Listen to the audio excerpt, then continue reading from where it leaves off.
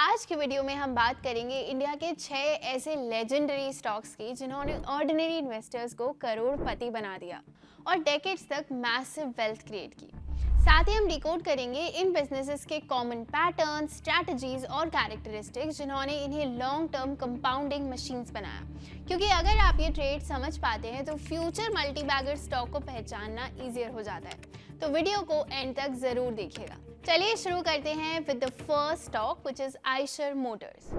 बहुत लोगों को लगता है कि आयशर मोटर्स हमेशा से एक इंडियन कंपनी है, लेकिन इसका ओरिजिन एक्चुअली जर्मनी से था।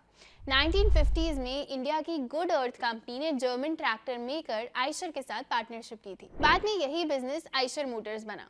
सबसे सरप्राइजिंग बात यह थी कि 1980s में आयशर ने अपनी स्ट्रगलिंग जर्मन पेरेंट कंपनी को ही एक्वायर कर लिया।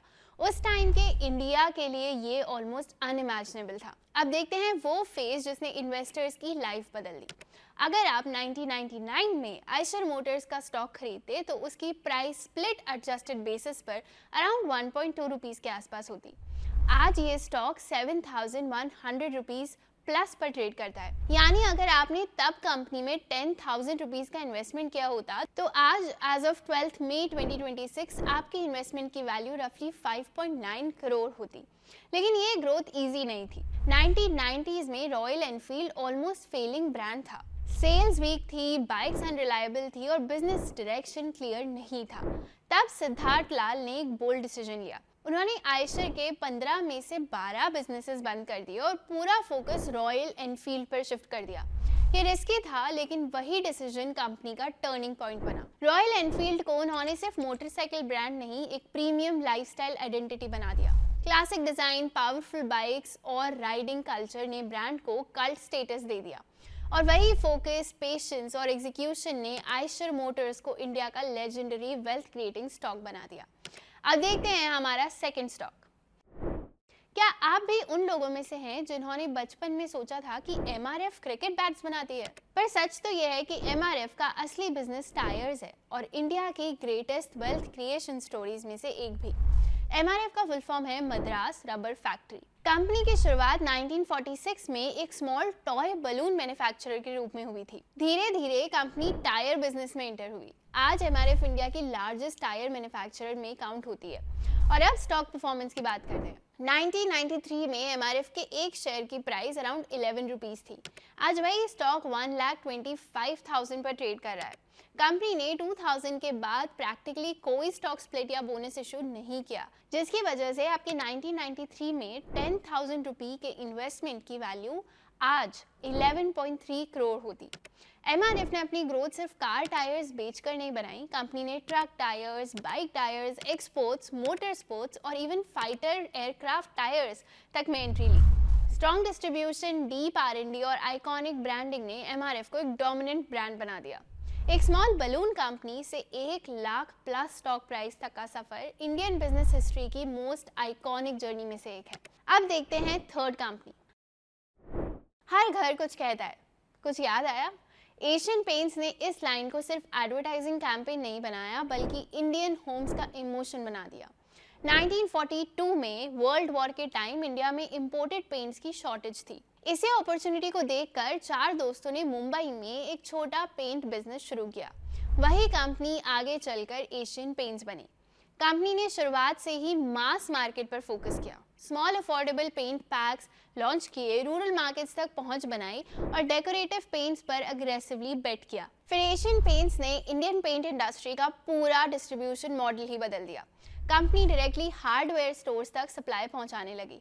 1970 में एशियन पेंट्स ने IBM कंप्यूटर इंस्टॉल किया, जब इंडिया में बहुत कम बिजनेसेस टेक्नोलॉजी और डेटा को सीरियसली यूज कर रहे थे। बेटर इन्वेंट्री मैनेजमेंट और फास्टर डिलीवरी ने कंपनी को कॉम्पिटिटर से बहुत आगे निकाल दिया और इसी एग्जीक्यूशन ने मैसिव वेल्थ भी क्रिएट की।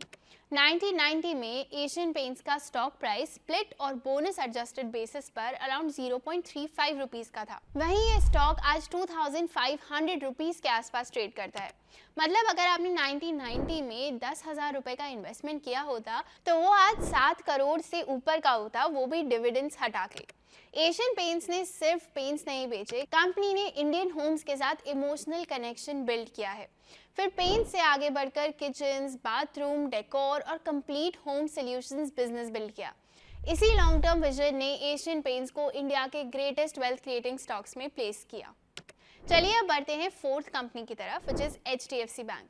1995 में HDFC का स्टॉक प्राइस स्प्लिट और बोनस एडजस्टेड बेसिस पर 5 रुपए था। अगर तब किसी इन्वेस्टर ने 1 लाख रुपए इन्वेस्ट किए होते तो वो आज रफली 1.5 करोड़ के आसपास होते, एक्सक्लूडिंग डिविडेंड।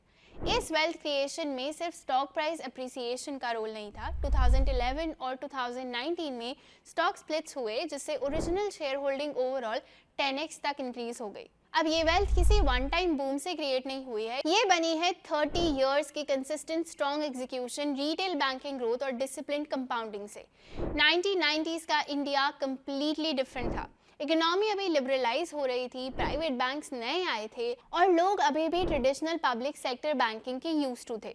इसी फेज में HDFC बैंक लॉन्च हुआ। मार्केट ने शुरुआत से ही कंपनी को सीरियसली लिया। बैंक का IPO 55 टाइम्स ओवर सब्सक्राइब गया था। लेकिन HDFC बैंक ने सिर्फ एक और बैंक बनकर ग्रोथ नहीं की। जब दूसरे बैंक्स पेपर वर्क और स्लो सिस्टम्स में बिजी थे, HDFC बैंक टेक्नोलॉजी पर अग्रेसिवली बेट कर रहा था।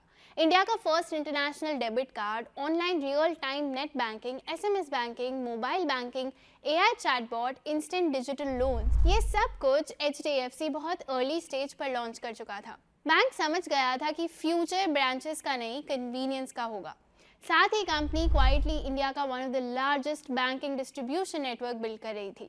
आज HDFC बैंक के 9,600 प्लस ब्रांचेस और 21,000 प्लस से ज़्यादा ATMs है across thousands of cities and towns. Almost half of the branches semi urban और रूरल इंडिया में है, जहां long term banking demand fastest grow हुई है। और इसके सेंटर में एक सिंपल फिलॉसफी थी, कंट्रोल रिस्क, कस्टमर ट्रस्ट और रिलेंटलेस एग्जीक्यूशन। इसी कंसिस्टेंसी ने HDFC बैंक को इंडिया का डोमिनेंट प्राइवेट बैंक बना दिया। चलिए अब बढ़ते हैं फिफ्थ स्टॉक पे, टाइटन। राकेश झुनझुनवाला की बिगेस्ट वेल्थ क्रिएशन स्टोरीज में से टाइटन सबसे आइकॉनिक नाम था। उन्होंने टाइटन में अर्ली स्टेज पर कन्विक्शन रखा और डेकेड्स तक इन्वेस्टेड रहे। वही बेट आगे चलकर थाउजेंड्स ऑफ करोड़ की वेल्थ में कन्वर्ट हुई और नंबर्स खुद स्टोरी बता देते हैं। 1999 में टाइटन का स्टॉक प्राइस स्प्लिट और बोनस एडजस्टेड बेसिस पर अराउंड 4 रुपए था। आज यही स्टॉक 4000 प्लस के लेवल पर ट्रेड करता है। मतलब आपके 10,000 रुपए का इन्वेस्टमेंट आज 1 करोड़ के आसपास पहुंच सकता था, वो भी बोनसेस और डिविडेंड्स के बिना। इंडियन स्टॉक मार्केट में इतनी लॉन्ग टर्म कंपाउंडिंग बहुत कम कंपनीज ने क्रिएट की है। टाइटन की जर्नी 1984 में शुरू हुई, जब टाटा ग्रुप ने इंडियन वॉच इंडस्ट्री को मॉडर्नाइज करने का डिसीजन लिया। उस वक्त वॉचेस फंक्शनल प्रोडक्ट्स होते थे। टाइटन ने उन्हें लाइफस्टाइल और एस्पिरेशन का पार्ट बना दिया। Stylish quartz watches, premium designs और स्ट्रॉन्ग ब्रांडिंग ने कंपनी को रैपिडली स्केल कराया। लेकिन असली ट्रांसफॉर्मेशन तब आया जब टाइटन वॉचेस से आगे निकल गया। तनिष्क ने इंडियन ज्वेलरी मार्केट में ट्रस्ट और ब्रांडेड ज्वेलरी कल्चर बिल्ड किया। फास्ट ट्रैक यूथ कल्चर का आइकॉनिक ब्रांड बन गया। फिर आई प्लस ने आई वेयर कैटेगरी में एंट्री ली। धीरे धीरे टाइटन एक कंप्लीट लाइफस्टाइल एम्पायर बन गया। आज टाइटन के 3,600 प्लस स्टोर्स हैं अक्रॉस 440 प्लस टाउन्स। कंपनी के पास nearly 5 crore loyalty members, 13,000 plus employees और मैसिव रिटेल नेटवर्क है। टाइटन का मार्केट कैपिटलाइजेशन 3.5 लाख करोड़ के आसपास पहुंच चुका है। डेकेड्स तक कंज्यूमर ट्रस्ट बिल्ड करना, प्रीमियम ब्रांड्स क्रिएट करना और इंडिया के राइजिंग मिडिल क्लास के साथ ग्रो करना ही टाइटन की रियल कंपाउंडिंग स्टोरी थी। अगर आप टाइटन की स्टोरी को और डिटेल में जानना चाहते हैं तो हमने टाइटन पे एक डीप डाइव वीडियो बनाया है, आप उसे यहाँ चेक कर सकते हैं। चलिए अब बढ़ते हैं हमारे लास्ट स्टॉक की तरफ, विच इज़ बजाज फाइनेंस। 1987 में बजाज फाइनेंस सिर्फ एक स्मॉल 2 व्हीलर फाइनेंसिंग बिजनेस था। उस वक्त इंडिया में लोन लेना कॉम्प्लिकेटेड प्रोसेस था। अप्रूवल स्लो थे, पेपर वर्क हैवी होता था और फाइनेंसिंग सिर्फ लिमिटेड लोगों तक पहुंचती थी। बजाज फाइनेंस ने इसी प्रॉब्लम को अपॉर्चुनिटी बना दिया। कंपनी ने बहुत अर्ली समझ लिया कि इंडियन कंज्यूमर स्पीड और कन्वीनियंस के लिए प्रीमियम देने को रेडी है। इसी इंसाइट पर बिजनेस अग्रेसिवली स्केल हुआ। 2 व्हीलर लोन से consumer durable finance, EMI cards, personal loans, gold loans और डिजिटल लेंडिंग तक कंपनी हर मेजर रिटेल फाइनेंस कैटेगरी में एक्सपैंड करती गई। चलिए अब नंबर्स देखते हैं। 1995 में बजाज फाइनेंस का स्टॉक प्राइस स्प्लिट और बोनस एडजस्टेड बेसिस पर अराउंड 0.25 रुपीस था। आज यही 900 रुपीज़ प्लस के लेवल पर ट्रेड करता है। मतलब अगर आपने 1995 में 10,000 रुपये का इन्वेस्टमेंट किया होता तो वो आज 3.6 करोड़ रुपीस के आसपास होता। इंडियन स्टॉक मार्केट में इतनी एक्सप्लोसिव कंपाउंडिंग बहुत कम कंपनीज ने क्रिएट की है। लेकिन ये ग्रोथ सिर्फ राइजिंग स्टॉक प्राइस की वजह से नहीं आई। बजाज फाइनेंस ने फाइनेंसिंग को फास्ट, डिजिटल और एक्सेसिबल बना दिया। लोन अप्रूवल मिनट से सेकंड्स तक आ गए।